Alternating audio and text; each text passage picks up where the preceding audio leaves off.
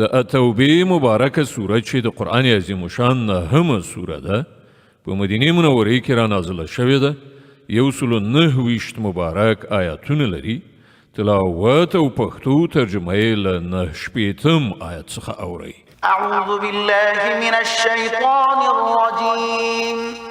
پناه وړم الله تعالی شړل شوي شیطان څخه بسم الله الرحمن الرحیم د الله په نوم چې ډیر زیات مهربان پورا رحم لرونکی دی كالذين من قبلكم كانوا أشد منكم قوة وأكثر أموالا وأولادا فاستمتعوا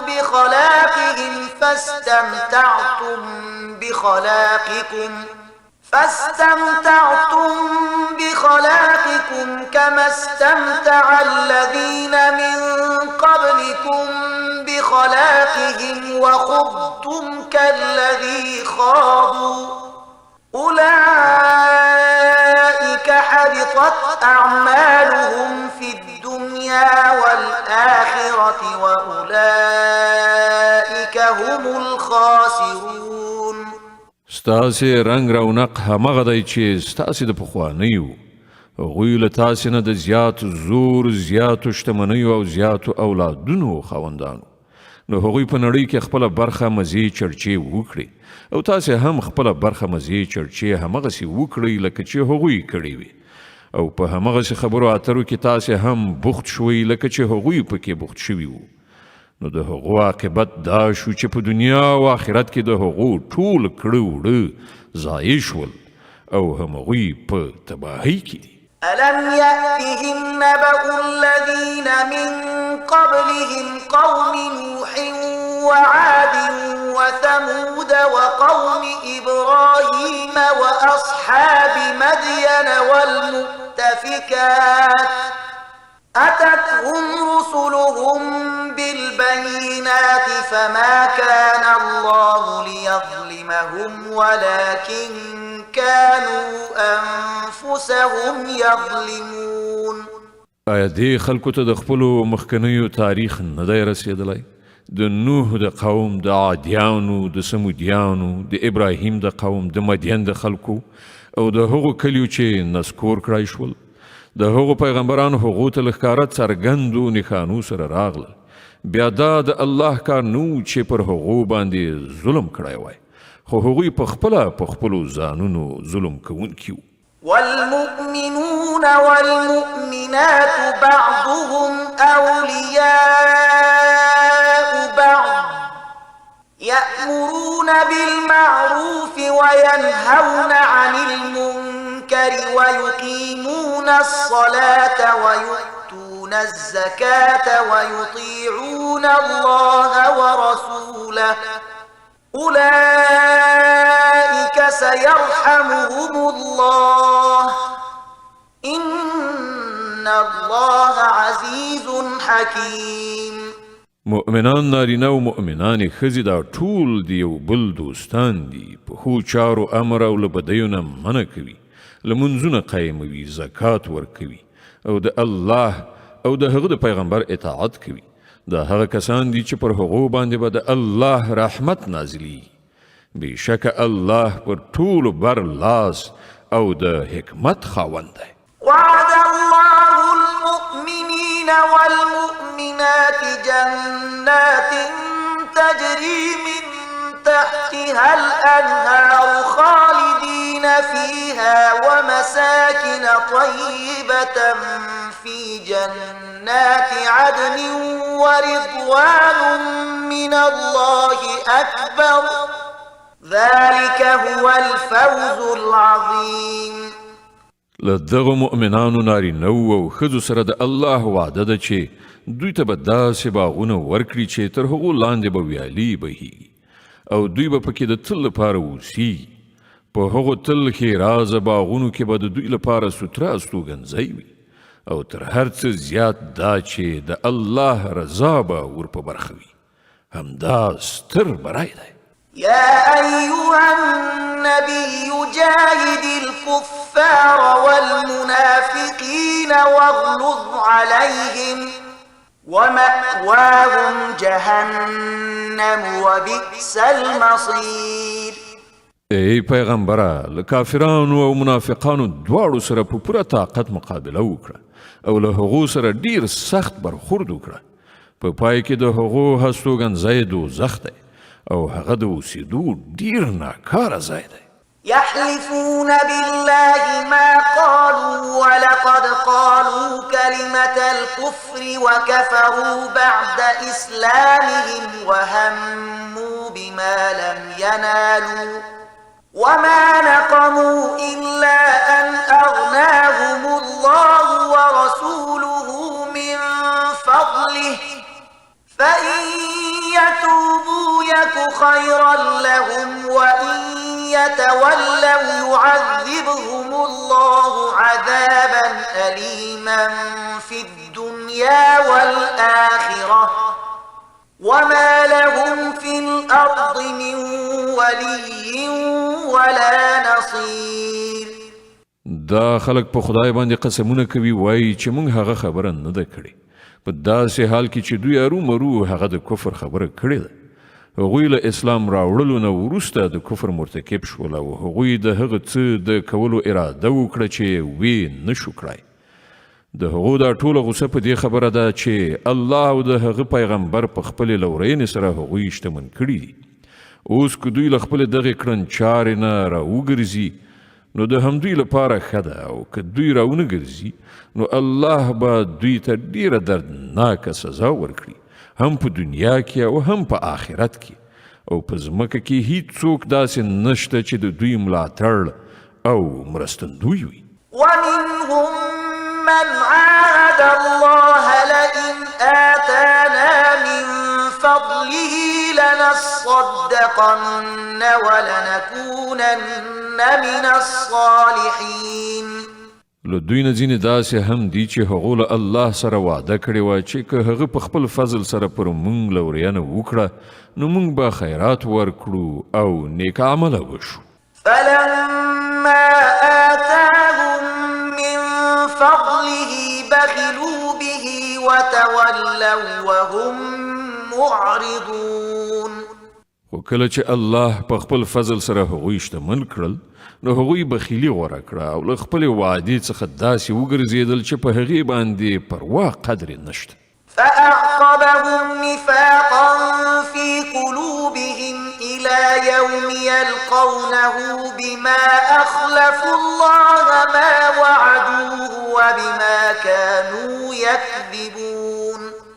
نتیجه دا راووتله چې د هغوی د دې بدلوزۍ له امله چې له الله سره یې وکړه او د هغو دروغو له امله چې هغوی وایي، الله د هغو په زړونو کې نفاق واچوو چې د هغه حضور ته د هغو د وړاندې کېدو تر ورځې پورې به په هغه پسې تګ پرې نږدي. ألم يعلموا أن الله يعلم سرهم ونجواهم وأن الله علام الغيوب. آیا دا خلق په دې نه دي پوهېدلي چې الله ته ان د هغو پټ رازونه او پټې مشورې ښکاره دي او هغه له ټولو غیبي خبرو څخه په پوره ډول خبر دی؟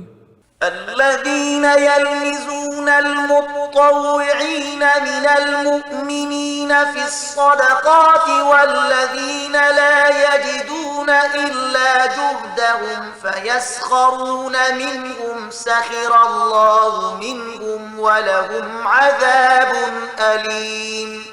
هغه پیژني هغه بخیل شتمن چې د هغو مؤمنانو په مالی قربانیو باندې تبصرې کوي چې په خوښه او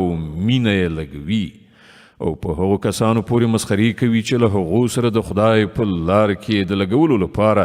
له دې پرته نور څه نشته چې هغوی پر خپل ځان باندې تکلیف تیروي او لګښت کوي.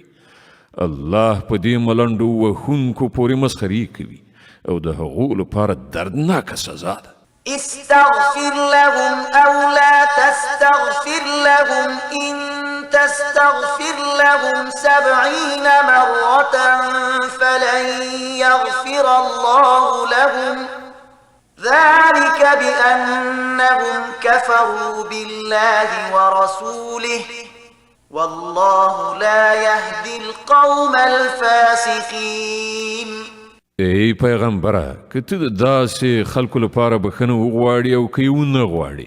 که ته اویا ځله هم د دوی د بخښنې هیله وکړې،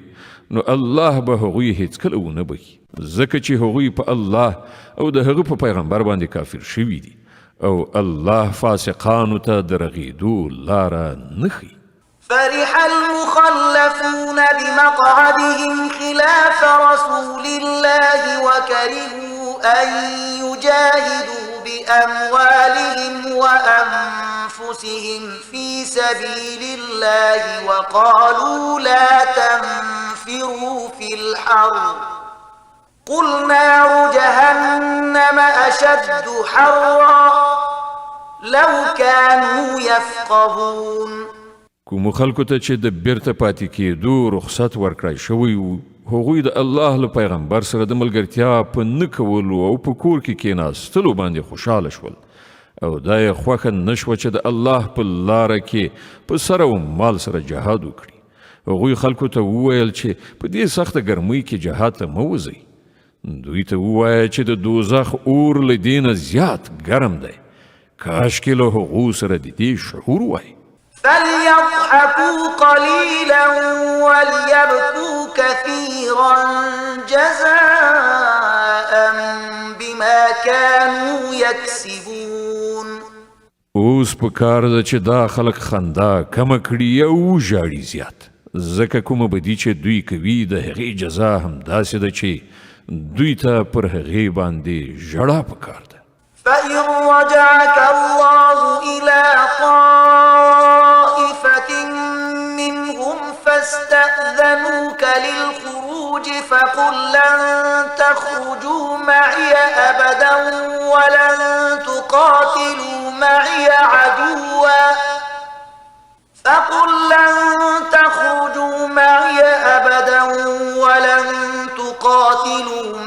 عدوا إنكم رضيتم بالقعود أول مرة فاقعدوا مع الخالفين. که الله د هغو منځ ته بیرته راولي او په راتلونکي وخت کې له هغو نه کومه ډله د جهاد لپاره له تا څخه د وتلو اجازه وغواړي، نو په ډاګه ورته ووایه چې اوس تاسې له ما سره هیڅکله نه شئ تللی او نه زما په ملګرتیا کې له کوم دښمن سره جنګېدی شئ. تاسې مخکې ناستی غوره کړی و، نو اوس په کور ناستو کسانو سره کینئ. ولا تصل على أحد منهم مات أبدا ولا تقم على قبره إنهم كفروا بالله ورسوله وماتوا وهم فاسقون. او که په راتلونکي وخت کې له هغو نه څوک ومري، د هغه د جنازې لمونځه هم ته هیڅکله مه کوه او مه هیڅکله د هغه پر قبر درېږه، ځکه چې هغوی له الله او د هغه له پیغمبر نه انکار کړی دی او هغوی په داسې حال کې مړه شوي دي چې فاسقانو. ولا تعجبك أموالهم وأولادهم إنما يريد الله أن يعذبهم بها في الدنيا وتزهق أنفسهم وهم كافرون. د هغو شتمني او د هغو د اولادونو زیاتوالی د تا ونه غولوي. الله خو اراده کړې ده چې د دې مال او اولاد په وسیله هغو ته په دې دنیا کې سزا ورکړي او د هغو ساګانې په داسې حال کې وباسي چې هغوی کافران وي. وإذا أنزلت سورة أن آمنوا بالله وجاهدوا مع رسوله استأذنك أولو الطول منهم وقالوا ذرنا لكم مع القاعدين. کله به چې کومه سوره په دې مضمون نازله شوه چې الله ومنئ او د هغه د پیغمبر په ملګرتیا کې جهاد وکړئ، نو تا ولیدل چې کوم خلک چې له هغو څخه د قدرت خاوندانو همغوی له تا څخه دا غوښتنه وکړه چې هغوی دې په جهاد کې له برخې اخیستلو نه معاف کړی شي، او هغوی وویل چې موږ پرېږده چې له ناستو کسانو سره پاتې شو. رضوا بأن يكونوا مع الخوالف وطبع على قلوبهم فهم لا يفقهون. هغوی په کور ناستو کسانو کې شاملېدل غوره کړل او د هغو پر زړونو باندې مهر ووهل شو ځکه خو هغوی اوس په هیڅ نه پوهیږي لكن الرسول والذين آمنوا معه جاهدوا بأموالهم وأنفسهم وأولئك لهم الخيرات وأولئك هم المفلحون د دې برعکس پیغمبر او هغو کسانو چې له پیغمبر سره ایمان راوړی وو په خپل سر او مال سره جهاد وکړ اوس ټولې ښېګڼې د همغو لپاره دي او همغوی بری موندونکي دي أعد الله لهم جنات تجري من تحتها الأنهار خالدين فيها ذلك الفوز العظيم الله د هغو لپاره داسې باغونه تیار کړي دي چې تر هغو لاندې ویالې بهیږي په هغو کې به د تل لپاره اوسیږي دا دی ډیر ستر بریالیتوب صدق الله العظيم الله ستر رښتیا ویونکی دی